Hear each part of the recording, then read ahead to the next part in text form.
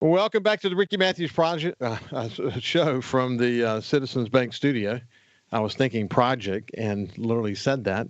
I have my friend now, Ricky Flynt, who's with the Outdoor Stewardship Trust Fund, and we're going to talk about some coastal projects related to this incredibly important fund that we have in Mississippi. This fund that enables us now to put up matching funds for federal funds, especially, but others as well, and to do some projects across the state of Mississippi that increases our outdoor enjoyment. So, Ricky, how you been? Doing well. Trying to set my mind to wind down now that seems like hunting season is coming to a close, and change my mindset just a little bit. I go through that every year, and of course, I start looking south at my boats on the boat list, and one of them's getting a little work done for it. We're getting it ready so that if we are able to make a tuna run out to the salt lumps out there, we can do that in February and early March. We've had some with the outdoors in Mississippi, you just transition from one season to the next. Hey, but as it relates to me, and I say it all the time, whether people love hunting or hate hunting, it doesn't matter. The opportunity to be able to go up to the Mississippi Delta from the coast almost every weekend, certainly every other weekend, which is what I do every this time of year, and spend time with family and friends, my grandkids, in the great outdoors, whether we're harvesting something or not, just being there. It's so exciting to me, and it's kind of depressing, to be honest with you, when you get to this time of year and you got to make that transition away from it. Although we're going to try to do a squirrel hunt later in February, and to bring everybody back together again. It is a kind of a depressing time for most hunters across this state, isn't it? It is, but like you say, we get ready to transition. I know most people's minds just automatically think about, well, deer season's ending, duck season's ending.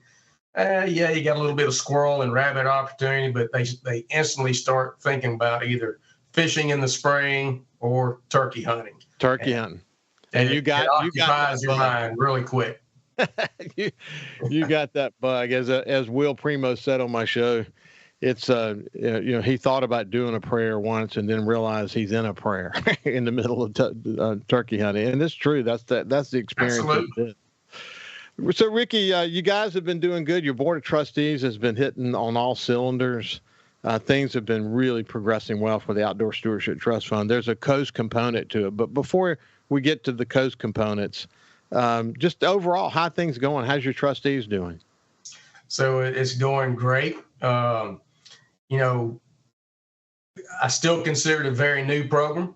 Even though it was established in 2022, there was a lot of learning and establishment to get done. And I feel like we've made it past that. And we are now really in the road with the wheels running. And we have now gone through our third project funding process. And we just awarded some projects in January 8th board meeting with all the applications that received in August and September of 2024, which would be funded through the appropriations we received from the legislature in 2024, which was $12 million. And those projects were awarded. We were able to fund so far 27 projects with a total of about $13.1 million. And we'll be meeting again on February the 4th to consider possibly funding another project or two. That's what we've been doing since the last meeting, is crunching some numbers, looking to see what we can do, where we can gather some money. Our fund is able to gather interest from the money that we have, and as a lot of other state agencies are able to do with funding, and that's very beneficial to us to be able to do that. So we're looking at some opportunities to possibly fund a couple extra projects. So 27, could be 28, 29 projects, who knows? But we're very excited with being able to fund over 60% of the applications that came in. That's much higher than what we were able to do in the previous two funding rounds. Well, I think part of the reason that is that you're refining what you're looking for. If you think about, I think year one was terrific. But each year you get a little bit better, leaning more toward federal matching funds, the projects you really kind of know the kind of projects that you want to fit into the Outdoor Stewardship Trust Fund. You're looking for some innovation too. But at the end of the day, we're trying to increase outdoor enjoyment for people. And you really almost can't go wrong, can you? No, and you're right. Not only are we learning and doing better, but the entities out there in the state, the cities and the counties and the non-government organizations, the state agencies, there's been a learning curve for them as well. There may have been a little bit of misunderstanding about what the Outdoor Stewardship Trust was from the very beginning. And a lot of the applications that were submitted in that first round really didn't meet the criteria of what Outdoor Stewardship Trust is. And so as time has moved along and we've been able to establish those scoring criteria and get that information out through our website and social media, more people are becoming educated and understanding about what Outdoor Stewardship Trust is and how to properly submit an application and to also go out and acquire those matching funds to make their projects more attractive. And we're being able to turn every dollar that the legislature appropriates to us into $2, $3, sometimes $4. We've had some projects submitted that have over 1,400% match, 900% match. Now, is that unusual? Yes, there's not very many of those, but when entities are able to go out and find those kinds of matching funds, federal sources, to be able to bring that into the state of Mississippi, we're able to just use much more money, use it from other sources. Entities and cities and counties are able to do more with what we have, and that's what this is all about. That's what the Stewardship Trust Fund was promoted as, that if you'll fund this, we're going to turn it into even more in revenue for the state of Mississippi. Well, you mentioned the NGOs, and one of the beauties of this program has been the opportunity to work with organizations like Wildlife Mississippi and Ducks Unlimited and a growing number of others who have contacts outside the state who can see these best practices that are emerging within other similar funds across, especially the Southeast, and that allows you to learn fast, doesn't it? It does, and I've thoroughly enjoyed the increase in the number of phone calls that I get from new entities saying, I was at this meeting, I was visiting with this person, with this agency, this organization, and they mentioned Outdoor Stewardship Trust, and we're interested in trying to submit a project and going over some ideas. Sometimes they don't really know what it is they want to do. They ask us, what are the needs? And this is what we're capable of doing. And we saw that in this funding round. We had new applicants submitting great applications that are going to benefit this state. And that's what's so exciting. I can't wait to get over and share this new information with our legislature. We have a joint meeting, I hope, with the House and the Senate next week to give them an update on what we've been able to do and just brag and show what we've been able to do, what they were presented that Outdoor Stewardship would do, and that it's actually coming to fruition. So let's highlight a couple of coast projects so people can get their head around what the Outdoor Stewardship Trust Fund is doing for coastal Mississippi. Yeah, there's 27 projects. We've got a few that are very concentrated on your area down the Gulf Coast. The city of Waveland Waterfront Improvements Project, we funded $500,000 to that project. It's got a 60% match. And we also have a project out of Bay St. Louis. It's the Ullman Avenue Beach Access with a ADA accessible low-level pier. I think it's going to be about 90 feet long and it's in conjunction with some other things that are going on there in Bay St. Louis. We also have some stuff going on in the Hattiesburg, Petal, Forest County, and Lamar County metropolitan area. We have a project there that's about $674,000. It's called the River Avenue Pedestrian Bridge and Leaf River Overlook.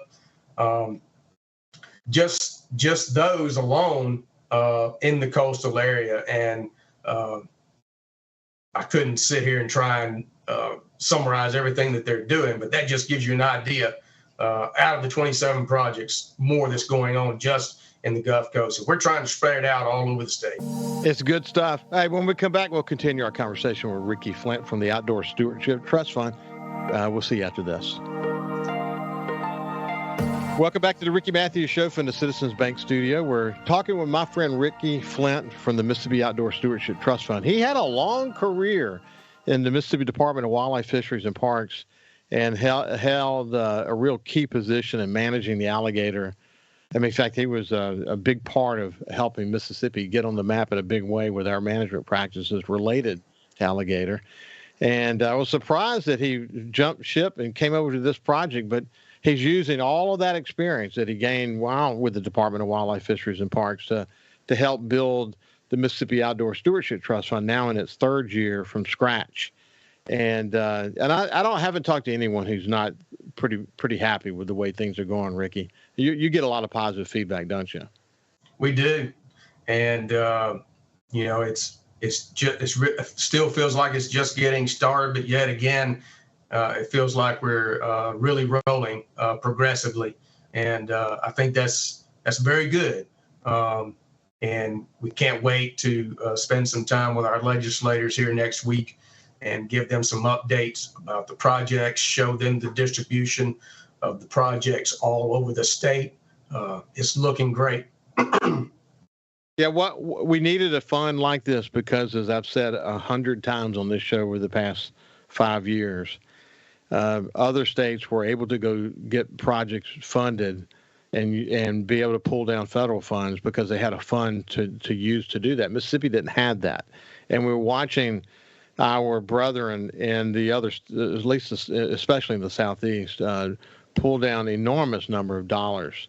And it was just hard watching that. They were doing things like, for example, within the Department of Wildlife, Fisheries, and Parks, there's only so much they can do. They don't have money to do that. So they've got to reach out to non-governmental agencies and organizations like the Outdoor Stewardship Trust Fund to be able to get things done that's going to increase the outdoor enjoyment of Mississippi. Same thing is true with the Department of Marine Resources. I mean, we mentioned Wildlife Mississippi and Ducks Unlimited, but also the Nature Conservancy is a terrific partner, aren't they?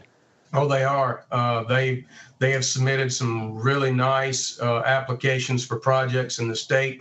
We've got a couple that are already funded, and we just funded a third project that they submitted in this last round, which will affect the coastal Mississippi area, but primarily right there around the Camp Shelby, DeSoto National Forest, doing a number of things with critical habitats for some endangered species like the pine snake, the black pine snake, and the gopher tortoise, as well as working to work with those habitats that are affected by invasive species like Kogon grass, which is a huge problem.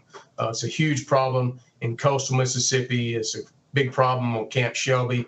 It's a problem that's not going to go away. And entities like NDWFP, the U.S. Forest Service, Nature Conservancy are all working hard to try and get ahead of that problem.